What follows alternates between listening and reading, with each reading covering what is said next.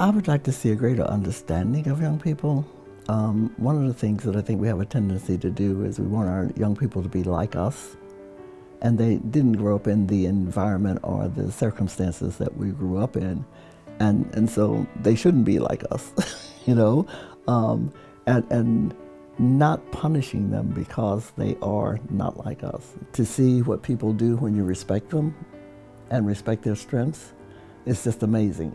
She was a legend at UC, both as a teacher in the School of Social Work, and she was a force as a teacher. The way I built relationships with students was to focus on their individual strengths rather than the whole world, because it's just too overwhelming, you know. And so my focus is always, right, what are you blessed with, and how are you going to use it? And she just has amazing qualities that she never gave up in spite of some of the social change that made it harder for families to survive and thrive. I think she just always kept her eye on the prize and knew things could be better in our field and for families if she worked hard and taught social workers the skills. I'd like to see us begin to look at and take more seriously who we'd like to be as a society, and then work towards that instead of fighting each other and defining each other and judging each other. You know what I mean? That we got to come together with our differences to be able to continue to live. Everybody had something to offer, and everybody have deficits, you know, so that, you know, while you're trying to, you know, look at someone else, you need to look in the mirror.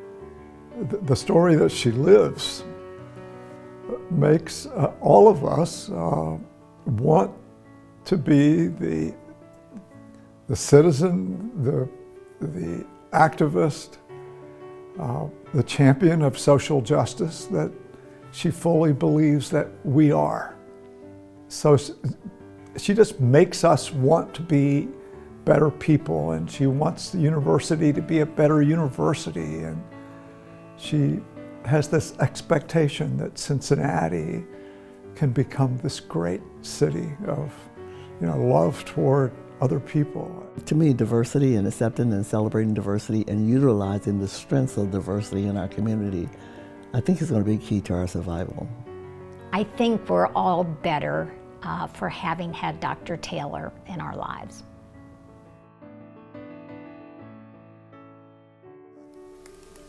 Praise God. I was sitting next to who I thought was my friend, Bob Meekum, and he whispered and said, "You know, you're supposed to do a talk on molecular science, and it's supposed to be at least 20 minutes long." So I'm glad I'm going to ignore him tonight. I thank you so much for this wonderful recognition. And I pause right now to give God all the praise, all the honor, and all the glory for all that he has done in my life and all that he continues to do. To the Lighthouse Board Chair, Debbie White Richardson, the event chairs for this great evening, Peter and Michelle Barrett, to President and CEO Paul Hafner, and the wonderful staff who have patiently and graciously walked me through this process. I thank you. I also want to give a special shout out to Bob Meekum and to Jean Zapati, who've always had my back, who've always been great cheerleaders for me, and I thank you for that. My story is that I grew up in a family where both on my maternal side and my paternal side, the value was helping in the community. So whatever we had, if someone else did not have it, we shared it. And that was just the way life was supposed to be. The other thing I learned very early is that I fell one time looking for food under an icebox, and I decided, well, I'll go to sleep. And my family just kept looking for me. When they finally found me, my mother said with a lot of pain in her eyes, "Girl, when something happens to you, you have to say something." Those things have stuck with me all of my life. So all of the things I have done have been because I think that's what I'm supposed to do. I do not expect any accolades. I do not expect any applause for them. I just expect to do what I think God placed me on this earth to do. I am particularly honored to accept this recognition from Lighthouse Youth and Family Services because it's an organization that I've learned to have a lot of respect for and I highly value. You're certainly one of those leaders in youth and family services across the country with respect for quality of care, continuum of care, innovation, and dedication to the survival and growth of youth and their families. Finally, I am really grateful for all of the support systems that God has placed in my life and placed around me. So for me, this award is a recognition not of my individual efforts, but a result of the enduring love, grace, mercy, perseverance, and a dedication from a wide network of family and friends.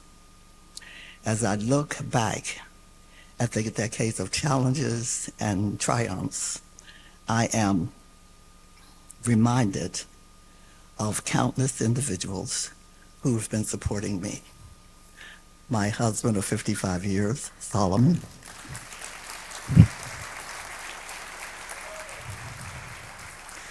My son, my grandchildren, my nieces, my nephews, my in-laws. You've been so supportive, and I just love you. So, I am so nervous, y'all. I'm so sorry. So many great people have helped me to come to the place where I am now.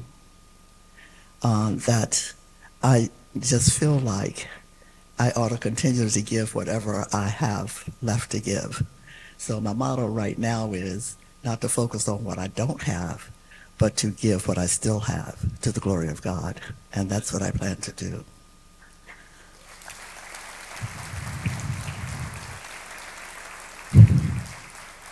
Now, all of us have had special people in our lives who have helped us to be the persons that we are now, sitting where we are now.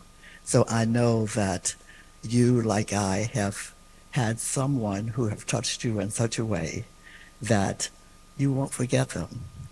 And so I want you to participate in this gratitude tonight by taking about 10 seconds to think about that person who has helped you in your life to sit where you are now.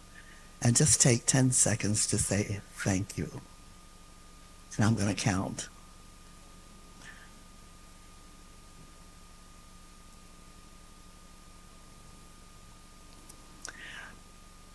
Okay.